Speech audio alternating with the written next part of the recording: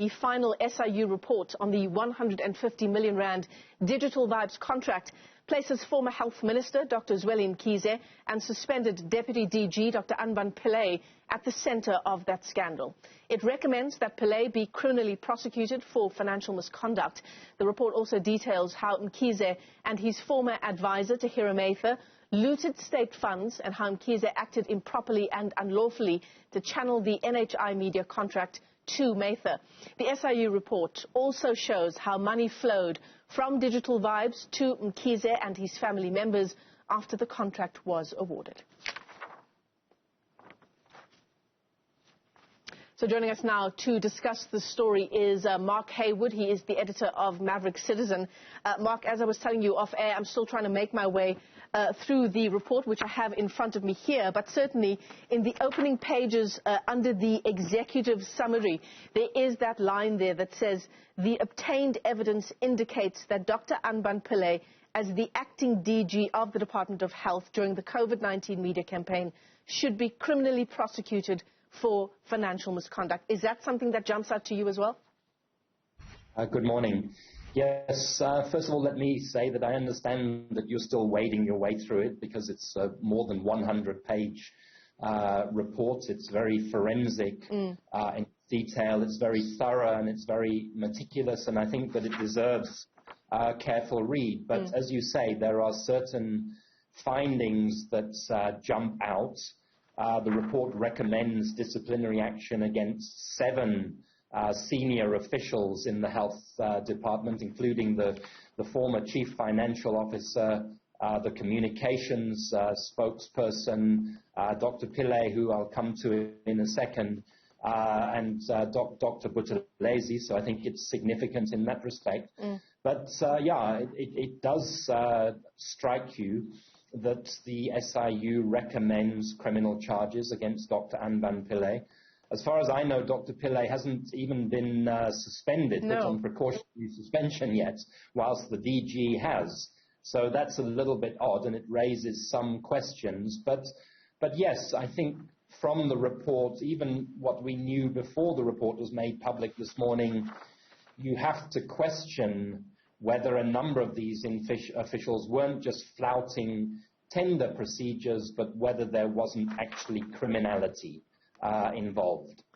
I mean, the other things that sort of jump out to me in the opening pages, because that's as far as I've gotten so far this morning while conducting the show as well, is this WhatsApp message that was sent by the Health Minister. It's dated 15 July 2019, where Zweli Mkhize WhatsApps Miss MP Matsotso, who was then the DG of the Health Department, saying, "Hi DG, kindly sort out contractual arrangements." So what the SIU report is saying is that, you know, from the contents of this WhatsApp message, it's clear that the minister was giving instructions to the DG around the appointment of Digital Vibes. At best, this conduct is improper. At worst, says the report, the conduct is unlawful. Yes, and if you read further in the report, you will see that conduct continued. It wasn't just that WhatsApp, but there was constant pressure, communication to Precious Matsoso, the then DG, to proceed with this with this contract. She gave an affidavit to the SIU, and large parts of that affidavit have been made public in the SIU's application to the Special Tribunal to put a halt on the expenditure on some of the monies, some of the unlawful monies that have been gained from this. But the report shows, you know, if you remember, when this first was brought out by the Daily Maverick, the then Minister Zweli Mkhize, you know, claimed to have no knowledge of it, claims that this had taken place without his direct involvement and participation. And yet what the report shows is that, in fact, he was a player literally from within hours of the point when he assumed office in 2019 as our new Minister of Health. So I think that is the tragedy, you know, that a minister who many of us came to respect for his leadership, for his gravitas in relation to the COVID-19 pandemic, appears to have had a personal agenda as well to profiteer from the position that he held in the department and to make it possible for others to make money from his position as the minister. And I think that's a terrible tragedy, and it's even more of a tragedy when you consider that this is about a communications tender, what became communications over COVID-19, and that today the Department of Health says that it has no money for vital communications around vaccination, around COVID-19 literacy, whilst 2 years ago it was able to blow 150 million rand on essentially a communications scam.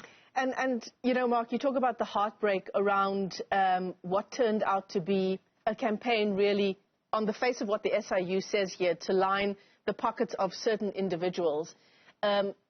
It's a life-saving communications campaign that you're talking about. If we had the money to communicate properly around COVID-19, the vaccine and related issues, we're talking about lives saved here. This is not just about sending out communiques to the public or to journalists. This is about information aimed at saving lives. Absolutely. Look, I can tell you from having worked in health advocacy for many years that 150 million rand spent properly on public health communication can make a big difference and can save hundreds, thousands of lives. You know, as we sit here this morning, Michelle, we're struggling with vaccine hesitancy because people have been more exposed to misinformation than quality information about COVID. We're still facing myths and misunderstandings about COVID, never mind other conditions health conditions that we still face, like HIV, like tuberculosis. So appropriate communication, well-shaped, well-formed, scientifically based communication it's not a luxury, it's a central pillar of public health work in South Africa and in any country in the world. No country can afford corruption in this particular sphere of health, public health delivery. Dodgy contracts in the light of a pandemic, Mark, it's just all the more harrowing. Yeah, it's very harrowing. I mean, it's shocking. This is one of the worst examples, but you know what we know from the Special Investigative Unit is that there has been 14 billion rand identified related to dodgy contracts and which is under investigation. So this type of corruption at this moment in South Africa's history is literally a crime against humanity. It's a human rights violation. And although you don't immediately see the connection between the corruption and the loss of life, there is a causality, there is an unbreakable chain that is really unforgivable. It is unforgivable for public servants, for politicians to abuse public trust, to abuse the Constitution in this way at this moment for something as crude as personal self-enrichment.